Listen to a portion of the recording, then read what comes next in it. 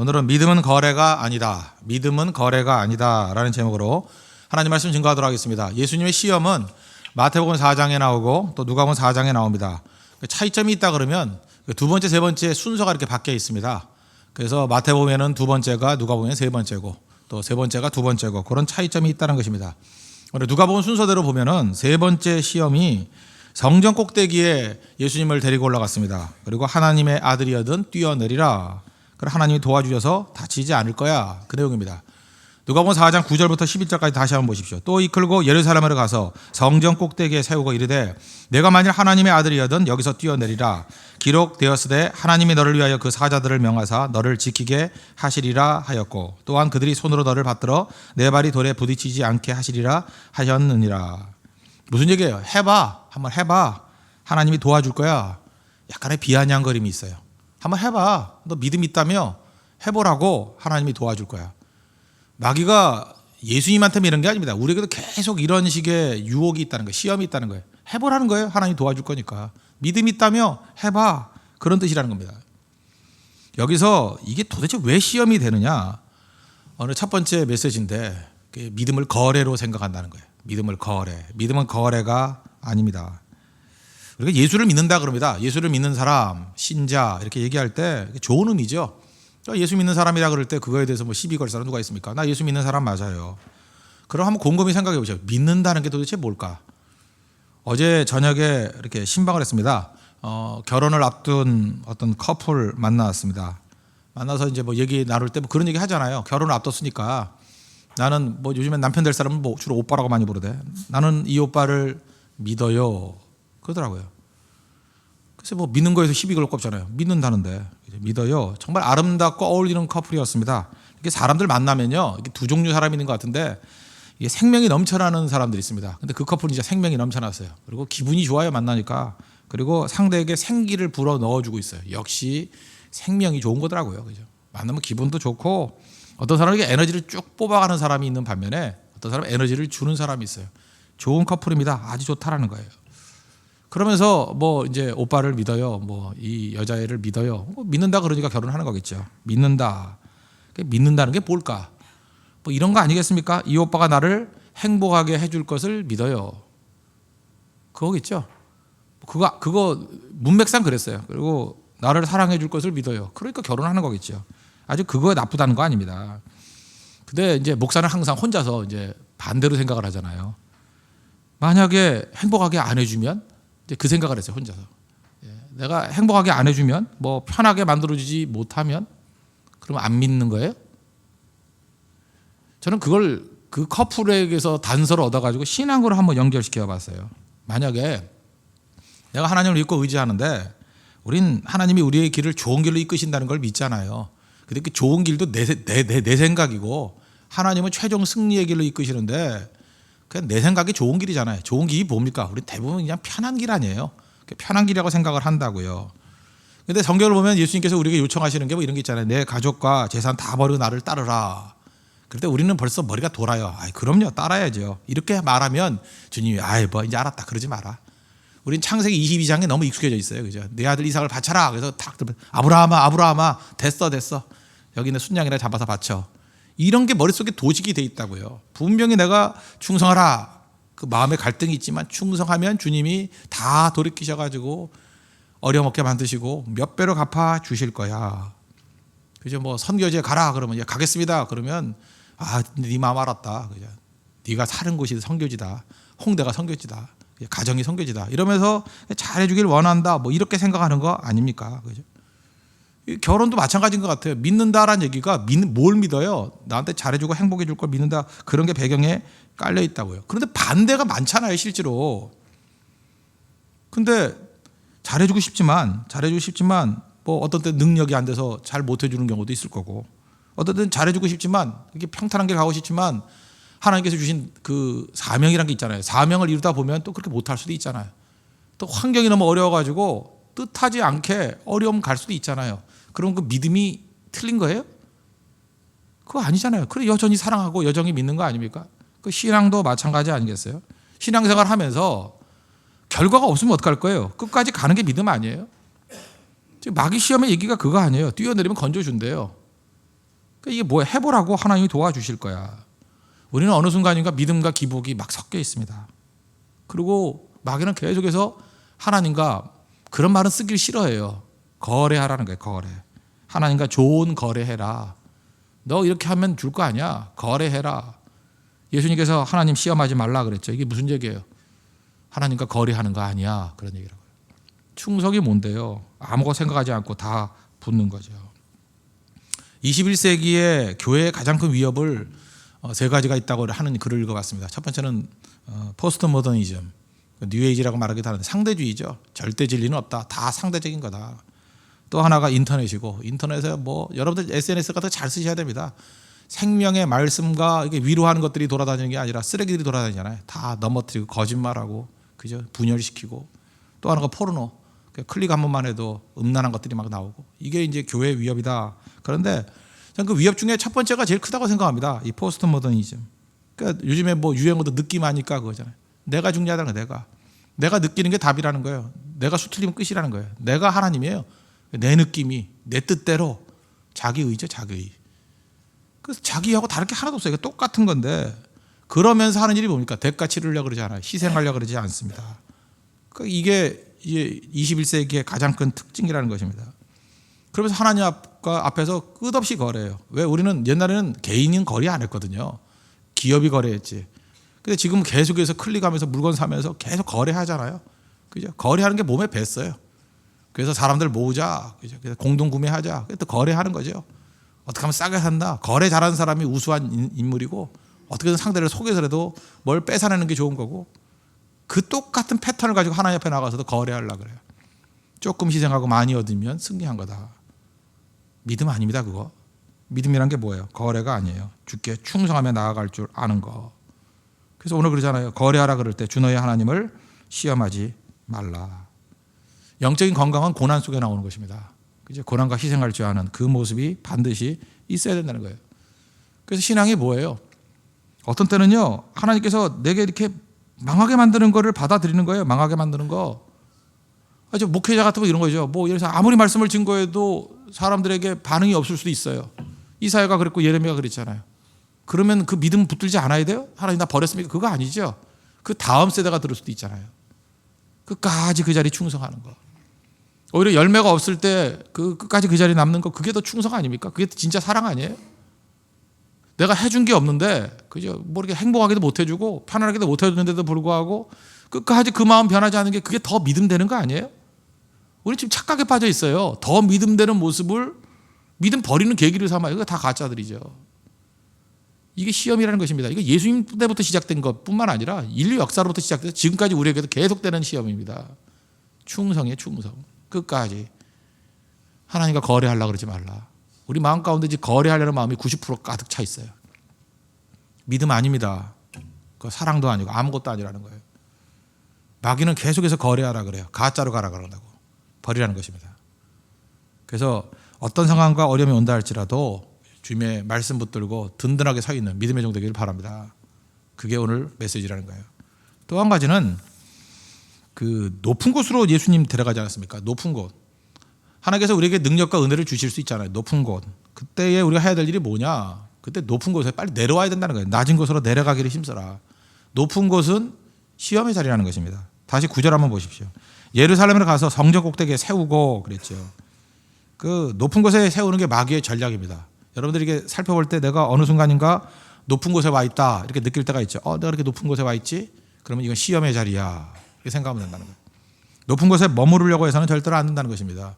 높은 곳에 머물러 있는데 그걸 가지고 낮은 곳으로 빨리빨리 내려오는 거예요. 그때 능력이 나타나는 거죠. 그럼 높은 곳에 있는 거는 의미가 없느냐? 제가 그 두 번째 시험 얘기할 때 기회비용이라는 얘기를 했죠. 제가 경제학을 공부하면서 저 깜짝 놀랐던 게 뭐냐 하면 거기에 희생 개념이 들어가더라니까요. opportunity cost. 그러니까 이틀 정도 일하면은 한 하루 정도 일하면 뭐 한 1,000만 원을 버는 사람이 있다고 예정을 합시다. 상상을 하자 그랬죠. 1,000만 원 버는 사람. 근데 그 사람이 그거를 포기하고 어떤 뭐 딸이 하는 음악회를 갔다고 합시다. 음악회를 갔는데 그러면 우리는 음악회 갈 때 비용 그 교통비하고 티켓비 이런 것만 따지잖아요. 뭐 기껏해야 10만 원밖에 더 돼요? 10만 원을 비용이라고 생각한다고요. 그런데 실제로 이 사회 속에서 이루어지는 일들은 그 비용으로 되는 게 아니라는 거예요. 기회비용으로 따진다는 거예요. 사람들의 움직임은. 이 사람의 그 가치, 왜 이 사람이 갔을 때 그거를 야 대단한 분이 오셨어, 참 고맙습니다, 와주셔서 정말 영광입니다 말하는 이유가 뭐예요? 10만 원 썼기 때문이 아니에요. 이 사람은 자기가 딴 일 했으면 1,000만 원짜리 일을 할 사람인데 그거를 포기하고 이 자리에 왔다라는 거예요. 그러면 그 사람의 가치는 얼마예요? 1,000만 원이에요. 1,000만 원. 그 움직였을 때 비용 10만 원이 아니라고요. 그렇다는 얘기는 희생 개념이잖아요. 희생이 가치를 만들어내는 거라고요. 그럼 하나님께서 우리에게 많은 능력을 주셨습니다.